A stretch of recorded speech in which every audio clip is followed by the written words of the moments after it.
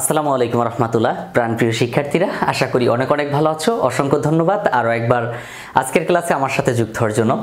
আজকের ক্লাসে আমি মূলত আলোচনা করব গ্রামার শিখতে হলে যে বিষয়গুলো আমাদেরকে জানতেই হবে, এবং ইংলিশ গ্রামার তুমি কিছুই পারো না যদি এমন হয়, তাহলে পুরো ক্লাসটা আশা করি মনোযোগের সাথে দেখবে। আশা করি অনেক কিছু নতুন শিখতে পারবে, এবং এভাবে শিখলেই যে আসলে নতুন কিছু শেখা যায় বা ইংলিশ পারা যায় তা আজকে আমি প্রমাণ করব তোমার মাধ্যমে। তুমি কমেন্ট একটু লিখে দিও আসলে তোমার কাছে কেমন লেগেছে।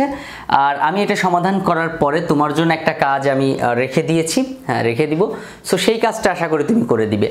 সো এখানে দেখো, এই যে বাক্যটা আমি লিখেছি, এই বাক্যটাকে আমি ইংলিশে ট্রান্সলেট করব।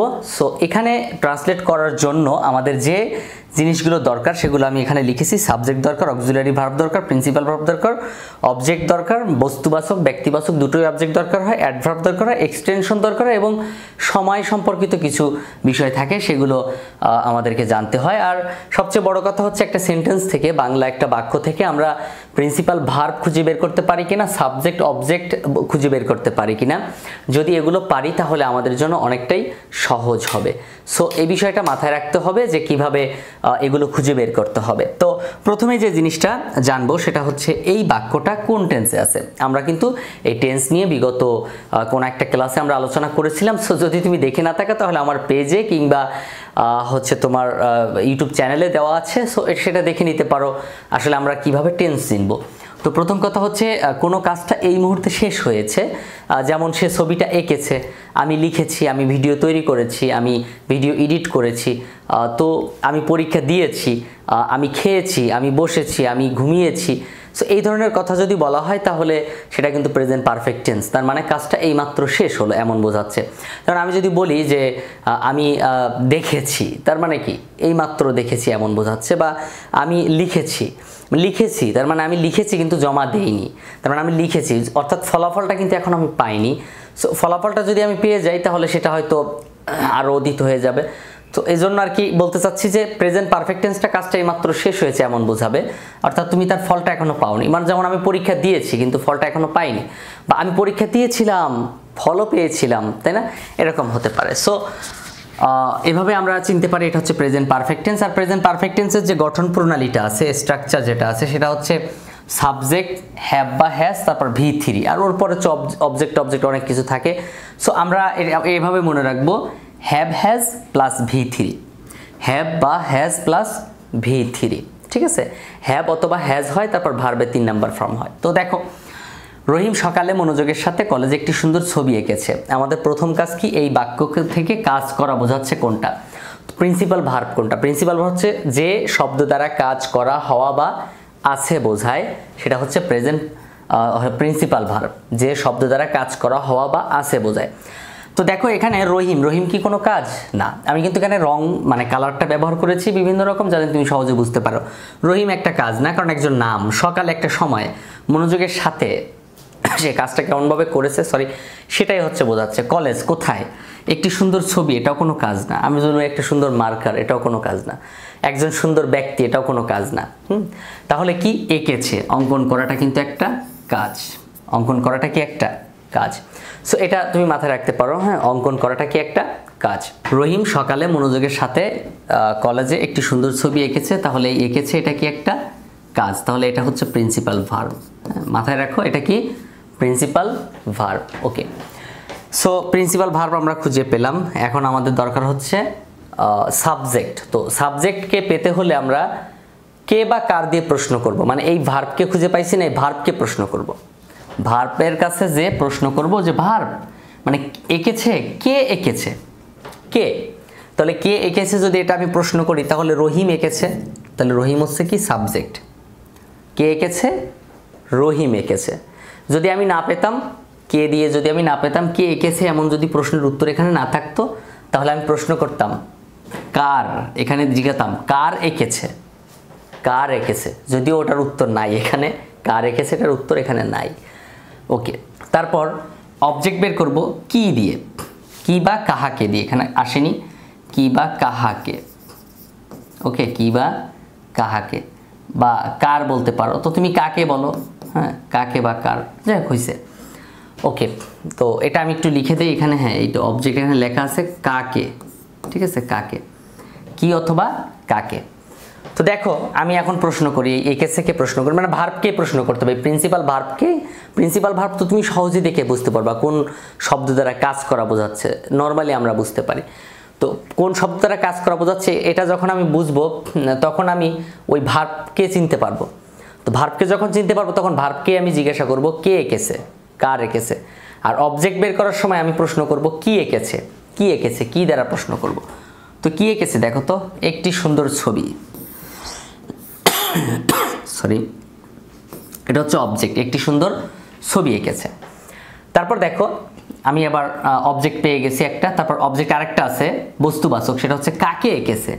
কাকে বলো তো, কাকে এঁকেছে আছে, কাকে এঁকেছে নাই। তুমি খেয়াল করো, কাকে এঁকেছে সকালে হয় না, কাকে এঁকেছে মনোযোগের সাথে হয় না, কলেজে এঁকেছে মানে হয় না, ঠিক আছে।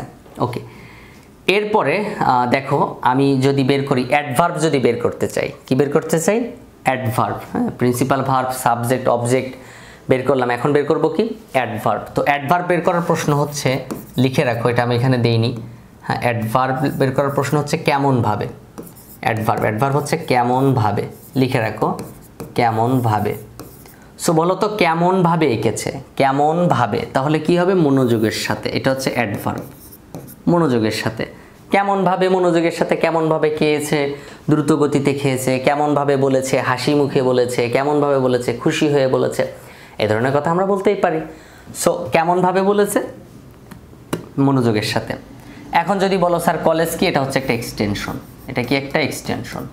যদি বলো স্যার সকালে, এটা কি, এটাও একটা এক্সটেনশন, আমি বলবো। তবে এগুলো কিন্তু একটা একটা adverb, adverb of place, adverb of time, এ ধরনের আর কি আছে। তো আমরা আপাতত এক্সটেনশন হিসেবে এখানে পরিচয় করাচ্ছি। সো এবার আমরা দেখব যে কোনো সেন্টেন্স, পৃথিবীর যে কোনো সেন্টেন্স যদি আমি ইংলিশে লিখতে চাই তাহলে আমাকে এই নিয়মটা ফলো করতে হবে। প্রথমে কাকে বসাতে হবে, তারপর কাকে বসাতে হবে, তারপর কাকে বসাতে হবে, এভাবে আর কি। সো দেখো এখানে লেখা আছে প্রথমে সাবজেক্ট বসাতে হবে। কি বসাতে হবে, যে দেখতে পাচ্ছ কি না, প্রথমে সাবজেক্ট বসাতে হবে। তো আমি এখানে সাবজেক্ট লিখেছিলাম না, জি সাবজেক্ট কিন্তু আমি এখানে লিখেছিলাম। সাবজেক্ট কি ছিল, রহিম ছিল। সাবজেক্ট কি ছিল, রহিম। তাহলে আমি এখানে লিখব কি, রহিম লিখব। আশা করি বোঝা যাচ্ছে, রহিম। ওকে, রহিম লিখলাম। তারপর লিখব কি, অক্সিলারি ভার্ব। তো এটা যেহেতু প্রেজেন্ট পারফেক্ট টেন্স, পারফেক্ট টেন্সের অক্সিলারি, সাবজেক্টের পর অক্সিলারি ভার্ব কি কি হয় এটা মাথায় রাখতে হবে, হ্যাভ বা হ্যাজ। রহিম একজন ব্যক্তিকে বোঝাচ্ছে, যদি অনেকজনকে বোঝায় তাহলে হ্যাভ হয় এবং আই এর সাথে হ্যাভ হয়। আর তাছাড়া যদি হচ্ছে অনেকজন বুঝালে হ্যাভ আর একজন বুঝাইলে হ্যাজ। একটু লিখে রাখো, অনেকজন বুঝাইলে অথবা আই এর সাথে হ্যাভ হয়, আর যদি একজন হয় তাহলে হ্যাজ হয়। তাহলে রহিম একজন, তাহলে কি হবে, হ্যাজ হবে। সো আমি এখানে লিখলাম হ্যাজ, রহিম হ্যাজ। তারপরে আমাদেরকে যেটা করতে হবে সেটা হচ্ছে কি, এইখানে অক্সিলারি ভার্বের পর 3 নাম্বার কাজ হচ্ছে প্রিন্সিপাল ভার্ব। কি, প্রিন্সিপাল ভার্ব। তো এখানে তো এই দুটো জিনিস শুধু ফলো করবা, যে অক্সিলারি ভার্ব এবং প্রিন্সিপাল ভার্ব কোনটা হবে, সেটা এটা যে টেন্সে আছে এই সেন্টেন্সটা ওই টেন্সে যে জিজ্ঞাসা করতে হবে। ওই টেন্স ছাড়া এটা বলতে পারবে না। যেমন এটা পারফেক্ট টেন্স, পারফেক্ট টেন্স বলতে পারবে যে এখানে হ্যাভ, হ্যাজ, V3 বসে। আর পারফেক্ট টেন্স ছাড়া অন্য কোনো টেন্স কিন্তু এটা বলতে পারে না, এটা মাথায় রাখতে হবে। সো দেখো রহিম সকালে মনোযোগের সাথে কলেজে একটি সুন্দর ছবি এঁকেছে। সো এখানে কাজ হচ্ছে কি, এঁকেছে, অঙ্কন করা। তো আমরা জানি ড্র, ড্র মানে কি, অঙ্কন করা, DRAW, ড্র। তো প্রত্যেকটা ভার্বের 3টা মানে নর্মালি প্রেজেন্ট এবং পাস্ট এবং পাস্ট পার্টিসিপল 3টা ফর্ম আমরা মুখস্থ করে থাকি। আরও আছে, ভার্বের সাথে ING ফর্ম আছে, আর হচ্ছে মানে এই ফর্মগুলো আমাদেরকে জানতে হয়। তো V1 হচ্ছে ড্র, V2 হচ্ছে ড্রিউ, DREW, আর DRAWN, ড্রন। ড্রন হচ্ছে কি, V3।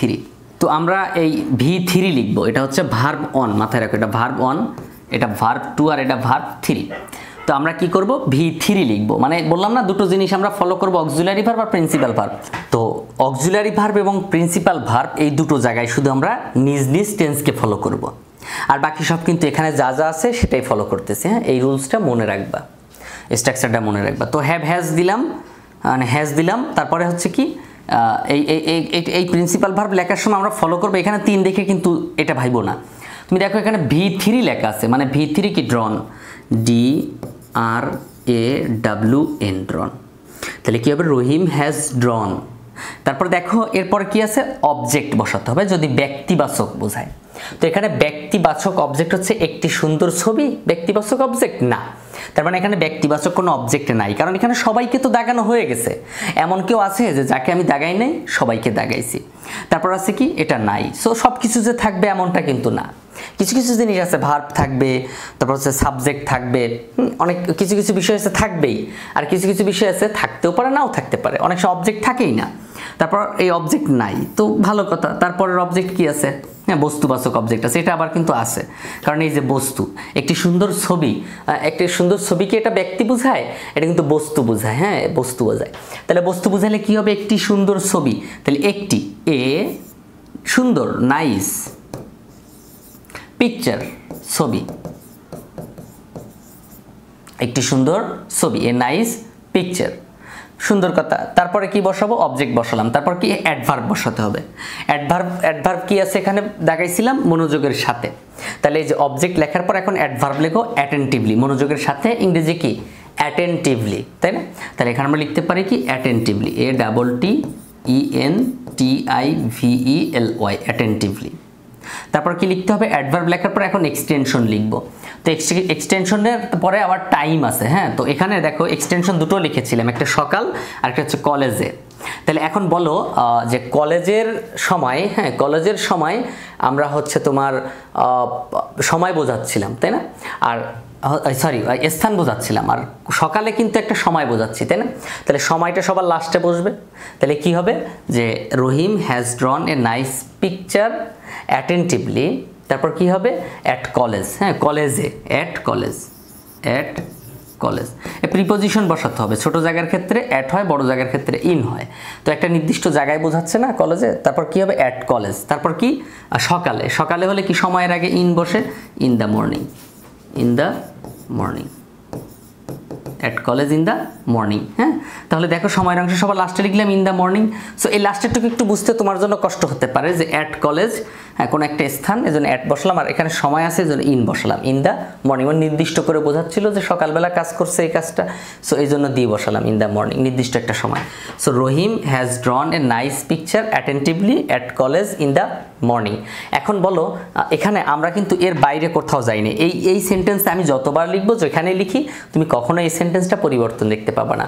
বরং তুমি একটা কাজ করবা, এই প্রিন্সিপাল ভার্ব, সাবজেক্ট, অবজেক্ট, হ্যাঁ দুইটা অবজেক্ট, এবং এই যে অ্যাডভার্ব, এই যে অ্যাডভার্ব এখানে লিখেছি, ওখানে লিখি নাই, এই কারণে এখানে লিখেছি অ্যাডভার্ব, এগুলো কিন্তু তোমাকে পারতে হবে। তারপরে এই যে ভার্ব 1, ভার্ব 2, ভার্ব 3, এগুলো প্রত্যেকটা জানতে হবে। এখন তুমি একটা কাজ করবা, হ্যাঁ এই ক্লাসটা যদি পুরোটা দেখে থাকো, তাহলে তোমার জন্য একটা বাড়ির কাজ থাকবে। সেই কাজটা হচ্ছে এই সেন্টেন্সটা দেখো, এটা হলো প্রেজেন্ট পারফেক্ট কন্টিনিউয়াস টেন্সের, এবং আমি হচ্ছে তোমার এই যে স্ট্রাকচার লিখে দিয়েছি, ভার্বের সাথে আইএনজি হবে এটাও লিখে দিয়েছি।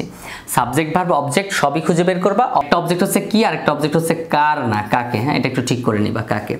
সো এবার তুমি এই প্যাটার্ন ফলো করে, এই প্যাটার্ন ফলো করে তুমি এটা পুরোটা সমাধান করবা, ঠিক আছে? আর অ্যাডভার্ব বের করবা কেমন ভাবে দিয়ে। এখানে আছে সালমা সকাল থেকে মনোযোগের সাথে একটি সুন্দর ছবি আঁকছে, এটা তুমি সমাধান করে কমেন্টে জানাও। আর এই সকাল থেকে এই ইংরেজিটা হচ্ছে সিন্স মর্নিং, কি হবে, সিন্স মর্নিং, হ্যাঁ এটা তুমি আমার থেকে আর কি শিখে নাও, আমি তোমাকে বলে দিলাম, হেল্প করলাম, তুমি কমেন্টে এটা সমাধান করবা যে এটার ইংলিশ কি হবে, ঠিক আছে? এভাবে ভেঙে ভেঙে সমাধান করবা। সো আজকের ক্লাস এ পর্যন্তই থাকছে। যদি আমার ক্লাসটা ভালো লাগে, তাহলে আমার ইংলিশ গ্রামার যে কোর্সটা আছে, এই কোর্সটা একদম এরকম জিরো থেকে বেসিক বুঝে কীভাবে, বা সব A to Z গ্রামারের এভরিথিং কীভাবে শেখা যায় বাংলা সহ, সো সেটা কিন্তু আমি শেখাই। সো সেই কোর্সে ভর্তি হতে পারো, মাত্র 499 টাকা কোর্স ফি।